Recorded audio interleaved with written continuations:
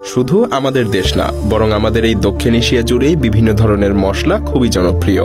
এসব মশলা ছাড়া যেন কোনো রান্নাই আমরা মুখে তুলতে পারি না। কিন্তু এই সকল মশলা কিভাবে তৈরি হয় বা কিভাবে উৎপাদন হয় তা দেখা অনেকটা সৌভাগ্যের ব্যাপার। আপনি হয়তো জানলে অবাক হবেন যে পৃথিবীর বেশিরভাগ মশলাই গাছ থেকে আসে, যেমন লবঙ্গ, দারচিনি, গোলমরিচ, তেজপাতা সহ আরো শত শত মশলা। এখন নিশ্চয়ই আপনার মনে প্রশ্ন আসছে, এসব মশলা যেহেতু গাছ থেকেই উৎপাদন করা হয়, তাহলে এসব মশলার দাম এত বেশি কেন? কারণ এই ভিডিওটা দেখলেই বুঝতে পারবেন। তো চলুন আর কথা না বাড়িয়ে কিভাবে সব মশলা তৈরি করা হয় দেখে নেওয়া যাক।